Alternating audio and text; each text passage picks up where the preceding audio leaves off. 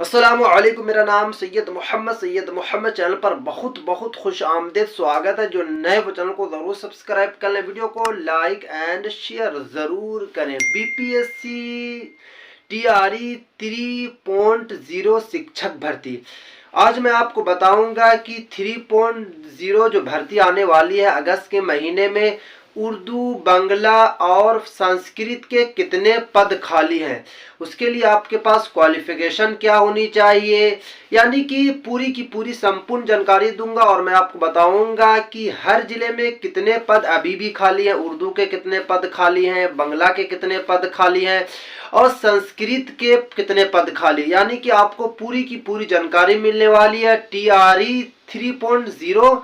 शिक्षक भर्ती से रिलेटेड। तो चलिए मैं आपको बोर्ड पर समझाने की पूरी कोशिश करता हूं। यहाँ पे आप देख सकते हैं बीपीएससी टीआरई 3.0 जो अगस्त के महीने में बहाली आ रही है। अब आपको मैं बता देता हूं कि क्वालिफिकेशन की अगर मैं बात करूं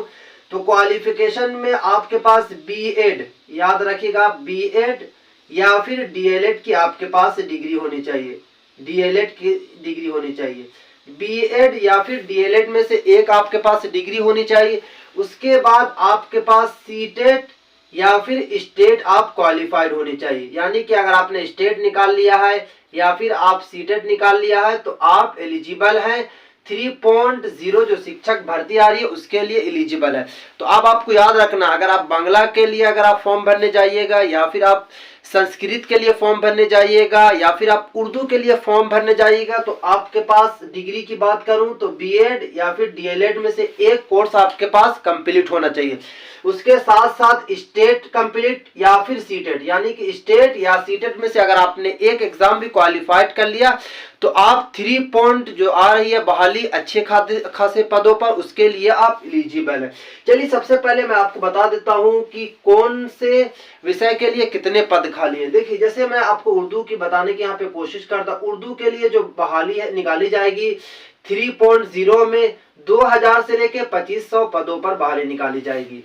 बिल्कुल मैं आपको करेक्ट बता रहा हूं, थोड़ा बहुत, यानी कि 2000 से 2500 के बीच में निकाली जाएगी। आपको 2000 भी निकल सकती है, 2500 2400 भी आ सकती है, बट ये है कि उर्दू के लिए लगभग 2000 से लेकर 2500 के बीच में ये बहाली निकाली जाएगी। बांग्ला की मैं बात करूं, क्योंकि आपको पता है कि बिहार में बांग्ला के लिए ट्राई 1 टीआरई 1 में भी कम ही पद पर बहाली हुई थी, टीआरई 2 पे भी कम ही बहाली हो गई थी। तो जो 3 आने वाली है टीआरई 3 जो आ रही है उसमें भी आपको बहुत ही कम बहाली पद मिलेगा, जैसे लगभग 500 से 1000 पदों पर ही बहाली निकाली जाएगी। इसमें थोड़ा बहुत बीच में हो सकता है, जैसे 400 500 भी हो सकता है, बट जो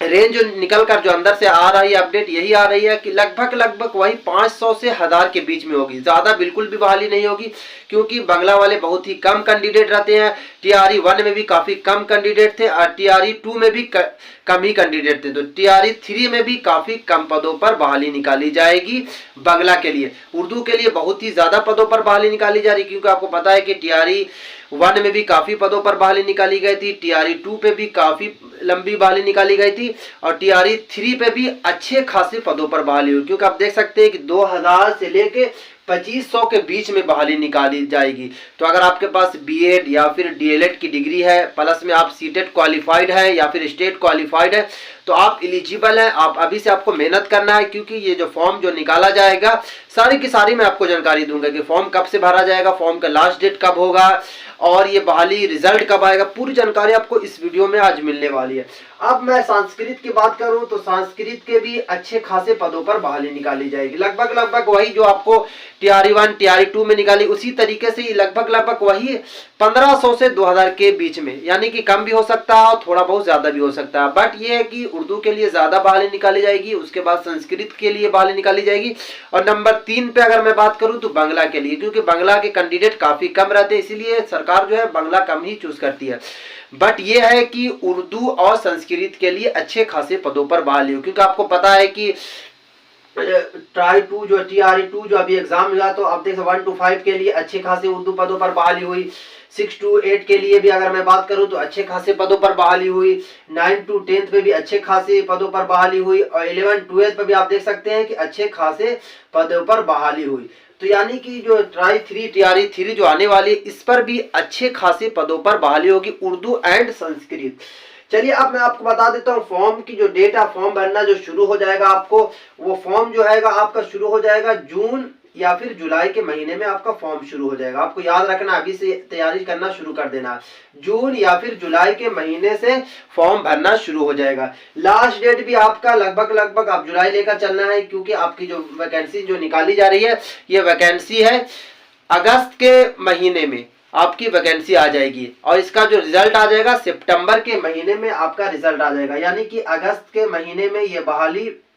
आ जाएगी, इसका जो रिजल्ट जारी किया जाएगा वो सितंबर के महीने में रिजल्ट जारी कर दिया जाएगा। क्योंकि अभी आपको पता है कि जो शिक्षा विभाग है, के पाठक साहब ने साफ साफ कह दिया है कि बिहार में हर साल बहाली आएगी बीपीएससी की तरफ से हर साल शिक्षकों की बहाली होगी। अगर आप इस बार यानी कि टीआरई 1 में असफल रह गए या फिर टीआरई 2 में असफल रह गए, तो टीआरई 3 के लिए आपको